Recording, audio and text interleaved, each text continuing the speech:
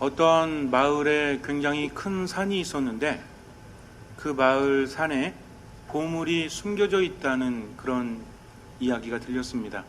그래서 많은 보물 사냥꾼들이 보물을 사기 위해서 그 마을에 왔는데 그 산은 참으로 신비로워서 1년에 몇 번 열리지 않는데요. 한 달에 한 번씩만 열리는데 그 가는 길이 평상시에는 안개가 너무나 껴서 길을 볼 수 없다고 합니다. 낮이나 밤이나 앞이 전혀 보이지 않을 정도로 짙은 안개가 끼지만 매월 말이 되면 이틀 동안 산에 길이 열린다고 합니다. 안개가 모두 거치고 나서 길이 열리는데 그 이틀이 지나면 또다시 안개가 짙게 끼기 때문에 도저히 산으로 올라갈 수 없었대요.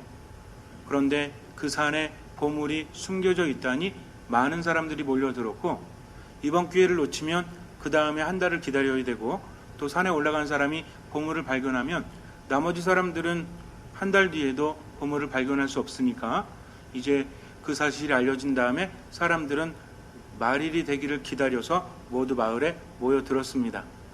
이제 내일이면 길이 열리는 날이 됐어요. 그래서 수많은 사람들이 여기저기에서 보물을 발견할 수 있는 그런 용품들을 구입하기 시작합니다. 그런 물건의 가격들이 굉장히 많이 뛰었죠. 그런데 그 중에 어떤 가난한 보물 사냥꾼이 둘이 있었는데 부자지간이었어요. 근데 이 사람들은 너무나 가난해서 어떤 용품을 살 수가 없었습니다. 가진 것을 다 털어봐도 물건 하나 제대로 살 수가 없었죠. 왜냐하면 그만큼 가격이 올랐기 때문입니다. 그래도 뭔가 있어야 될 것 같아서 시장을 하루 종일 돌아다녀 봤지만 그들이 가진 돈으로는 구할 게 없었어요. 그러다가 시장 끝 어귀를 돌아서는데 어떤 한 사내가 남루한 옷차림을 하면서 자기를 사달라는 거예요. 그래서 당신을 사면 무슨 의미가 있습니까? 그랬더니 그 사람이 말하기를 지금 사람들은 여러 가지 용품들을 모두 구입하고 있지만 모두 저 산에 대해서 잘 모르지 않습니까? 그런데 저를 사시면 제가 평생을 저 산을 다녀봤기 때문에 그 누구보다도 산을 잘 아니까 저를 사시면 좋을 것입니다. 라고 말해요. 그러면 가격은 얼마나 됩니까? 그랬더니 그 사람이 말하기를 보아하니까 돈도 별로 없는 것 같은데 그래서 지금 가지고 있는 것을 전부 나에게 주면 내가 길을 알려주겠소 라고 말을 해요. 부자는 이제 갈등을 하기 시작합니다. 도저히 다른 것들은 살 능력이 안 되고 지금 가진 게 별로 없는데 앞에 있는 남루한 사람의 사내가 그것을 전부 달라고 하니까 믿을 수도 있고 믿을 수도 없고 또 믿지 않자니 괜히 불안하기도 하고 그래서 한참 고민하다가 아들이 이렇게 말합니다. 아버지, 어차피 우리가 보물을 발견하지 못하면 지금 있는 돈도 별로 의미가 없지 않습니까? 그러니까 어쨌든 저 사람을 한번 믿어보는 것이 마음이라도 편하지 않을까요? 이렇게 말하니까 아버지가 듣기에도 그럴듯하거든요. 그래서 그렇게 하겠다고 하면서 돈을 지불하고 그 사람을 샀습니다. 그래서 이제 돌아와서 내일이 되길 기다렸죠. 아침이 됐습니다. 많은 사람들이 안개가 거치자마자 산을 향해서 달려갔어요. 정말 빠르게 질주하듯이 산 위로 올라갑니다. 그런데 어제 돈 주고 산 사람이 아직도 일어나질 않는 거예요. 그래서 빨리 일어나라고 했더니 게을러 빠졌는지 절대로 일어나지 않습니다. 뭐 어떻게 때릴 수도 없고 그래서 한참 기다렸어요. 점심때쯤 되니까 이제 일어난 거죠. 두 부자는 화가 났습니다. 아니 그래도 우리가 전 재산을 들여서 저 사람을 샀는데 이제 일어나다니 다른 사람들은 벌써 산꼭대기에 올라갔을 텐데 하면서 굉장히 화를 내니까 그 사람이 말하기를 저를 돈을 주고 샀으면 저를 믿으셔야죠. 걱정하지 말고 저를 믿으십시오. 라고 말을 해요. 그래서 빨리 가자고 했더니 금강산도 식후경이라고 밥을 먹고 올라가자는 거예요. 그래서 할 수 없이 먹여놨습니다. 밥을 몇 그릇 뚝딱 해치고 나더니 그래요. 제가 식곤증이 있어서 밥을 먹으면 좀 자야 되는데 좀 자겠습니다 하더니 들어눕는 거예요. 이걸 죽여요 살려요. 이러지도 저러지도 못하고 어떻게 할까 그랬는데 저녁 때가 되니까 또 일어납니다. 뭐 이런 이응 비응할 놈이 다 있어요. 그래서 뭐 이런 것이 다 있네. 이제 거의 자포자기했죠. 일어나더니 또 밥을 찾습니다. 저녁까지 달라는 거죠. 만약에 여러분 같으면 어떻게 하시겠어요? 죽여버릴지도 모르죠. 그래도 뭐 어차피 믿을 구석은 그 사람뿐이 없기 때문에 그래 한번 끝까지 한번 해봐라. 네가 어디까지 하나 보자 라는 마음으로 이렇게 저녁밥을 먹여놨다고 합니다. 저녁을 먹더니 또 들어눕는 거예요. 그리고 조금만 쉬었다 가자고. 그래서 이제 그래 네가 끝까지 한번 어디까지 하나 우리가 지켜봐야 되겠다. 이제 오기가 생겨가지고 계속 지켜봅니다. 1시간, 2시간 정도 잠을 자더니 이제 일어났어요. 그러더니 이제 떠나자고 하는 거예요. 벌써 한밤중인데 떠나자니 기가 막히지 않습니까? 그래도 뭐 믿는 구석이 있겠지. 반신반의하면서 그 사람을 따라 나섭니다. 밤에 산을 간다는 것은 결코 쉬운 일이 아니에요. 그런데도 이 사람은 앞을 향해서 갑니다. 횃불도 들지 않았어요. 그렇게 산 입구쯤에 갔는데 돌아서서 그 사람이 말하기를 이렇게 말합니다. 이 산에는 나무가 없습니다. 그래서 산 꼭대기까지 간다는 것이 결코 쉬운 일이 아닙니다. 아침에 많은 사람들이 떠났지만 저 사람들은 산을 모르는 사람들이죠. 아마 그 사람들은 중도에 포기할 수밖에 없을 것입니다. 하면서 앞을 향해서 걸어가기 시작해요. 뒤에서 아버지가 묻습니다.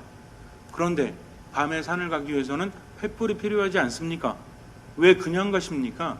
그랬더니 그 사람이 서서 뒤를 돌아보면서 이렇게 말해요. 아까 제가 말씀드리지 않았습니까?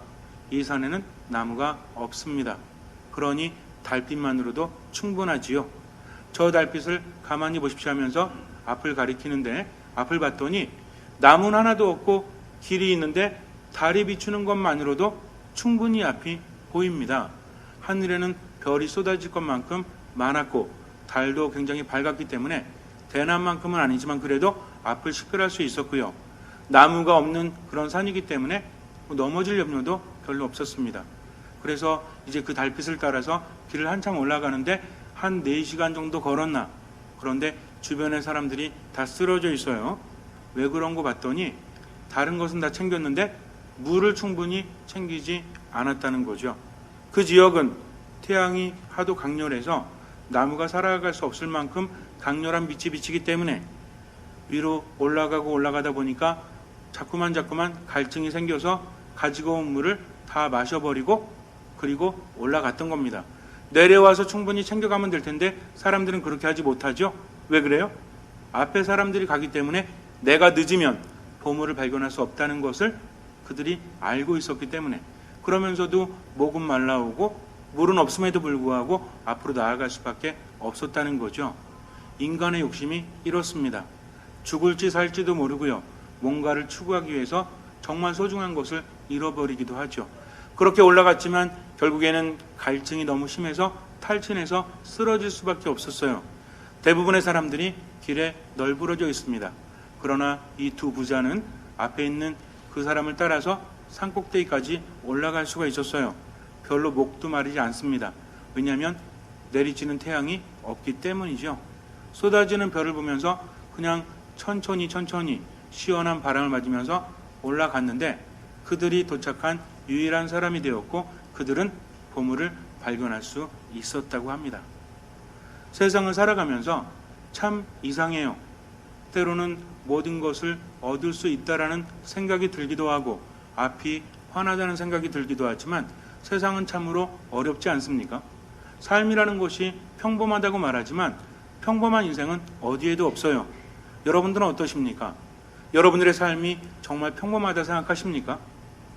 어쩌면 남들과 이야기할 때는 그냥 우리가 평준화시켜서 그렇게 이야기하지만 나의 삶에는 고유한 것이 있다는 거죠. 어떤 사람에게는 맞는다고 할지라도 나에게는 맞지 않는 것도 있어요. 어떤 사람에게는 맞지 않지만 나에게는 맞는 것도 있다는 것입니다. 그러나 중요한 것은 삶의 형태는 다르다고 할지라도 참으로 현명한 사람이 되어야 한다는 거죠. 무조건적인 의욕만 가지고 이룰 수 있는 것들은 별로 없어요. 그러나 경험을 통해서 깨닫고 그 체험을 통해서 우리는 새로운 것들을 만들어 가야 합니다. 인생을 살아간다는 것은 뭔가 새로운 것을 찾는다는 것은 전혀 다른 것을 발견하는 것이 아니라 인생을 바탕으로 전혀 새로운 눈으로 바라봐야 한다는 거죠. 여기에는 지혜가 필요합니다. 믿음도 마찬가지요. 삶도 마찬가지예요. 아무 생각 없이 기도하고 말씀 안에 머문다고 해서 하느님을 만날 수 있는 것이 아니라 신앙의 목적을 알아야 한다는 거죠. 하느님 안에 머무는 것이 무엇인지 깨닫지 못하면 아무리 신앙생활을 한다고 할지라도 우리 삶에는 기적이 일어나지 않아요. 그러나 무엇이 신앙인지, 내가 믿는 하느님이 어떤 분이신지 그것을 제대로 아는 지혜만 있다면 우리 삶은 바뀔 수밖에 없죠. 우리가 살아가면서 참으로 지켜야 될 것도 많아요. 해야 될 것도 많습니다. 그러나 신앙 안에서 하느님을 믿는 사람이라면 절대로 잊지 말아야 될 것은 무엇입니까? 무엇이 옳은 것이요, 무엇이 옳지 않은 것입니까? 어떤 길이 가야 할 길이요, 어떤 길이 가야 하지 말아야 할 길입니까? 그런 기준은 사람마다 다르다고 하지만 이미 우리에게는 정해져 있다는 거죠. 다양한 인생 속에서 저마다 다른 삶을 살아가지만 우리가 걸어가야 할 길은 바로 주님이 가신 그 길이라는 거죠. 고통을 말하는 것이 아닙니다. 주님께서는 길을 내시면서 앞을 가셨기 때문에 고통 중에서 모든 것을 받아들이셨지만 이미 그분이 내신 길을 우리는 편안하게 갈 수 있다는 것입니다. 주님이 가신 길이라고 해서 무조건 십자가의 길이 아니라 그것이 십자가의 길이라고 할지라도 주님의 십자가의 무게만큼은 안 된다는 거죠. 우리는 저마다 십자가를 지고 세상을 살아가야 합니다. 이것은 엄연한 사실이에요. 그러나 중요한 것은 내가 져야 되는 십자가는 그분의 십자가가 있었기 때문에 의미가 있다는 거죠. 예수님께서는 모든 사람들을 구원하시기 위해서 그분은 엄청난 십자가를 지고 가셨지만 우리는 그분의 십자가를 바라보면서 내게 주어진 조그만 십자가를 지고 그분을 따라가면 된다는 거죠. 우리 신앙의 목적이 무엇인지 정확히 알고 그것을 살아갈 수 있다면 이미 우리는 하늘 나라에 가까이 있는 것이죠. 오늘 복음에서 예수님께서 뭐라고 하십니까? 수많은 사람들이 수많은 계명을 지키면서 살아가지만 율법학자하고의 대화 안에서 예수님께서 우리에게 말씀하시는 것은 딱 두 가지죠. 무엇입니까? 하느님을 사랑하고 이웃을 사랑하는 것. 그런데 하느님을 사랑한다는 것은 내 목숨을 다하고 내 마음을 다하고 내 정신을 다하고 힘을 다해서 그분을 사랑한다는 것.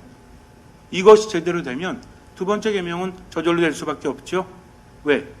내가 목숨을 다하고 정신을 다하고 힘을 다하고 마음을 다해서 사랑하신 주님께서 내게 바라시는 것을 나는 당연히 할 수밖에 없지 않습니까? 근데 주님께서 말하시는 건 뭐예요? 바로 이웃을 사랑하는 것.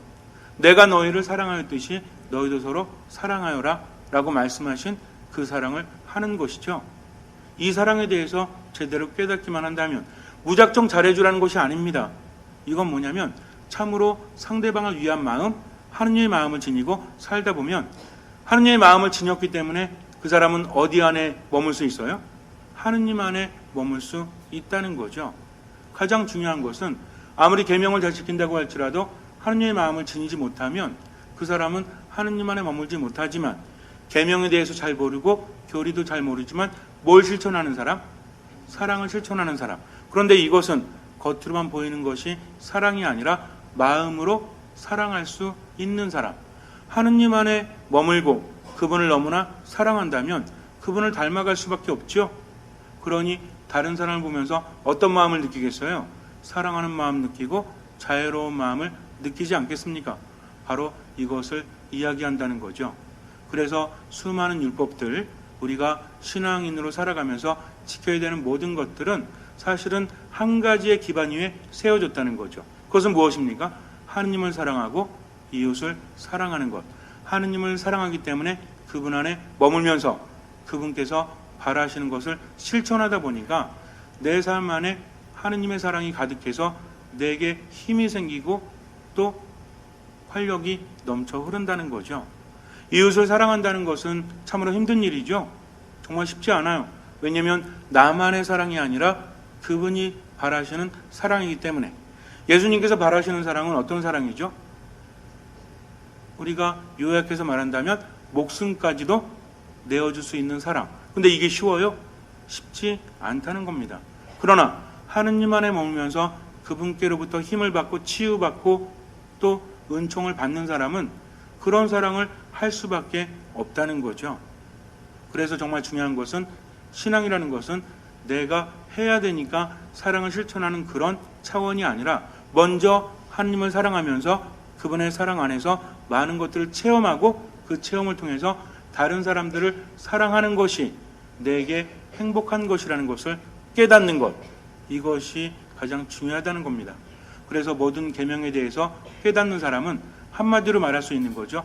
모든 계명의 중심은 무엇이다? 사랑이라는 거죠. 그래서 사랑이 있다면 그 사람은 어디 안에 머물죠?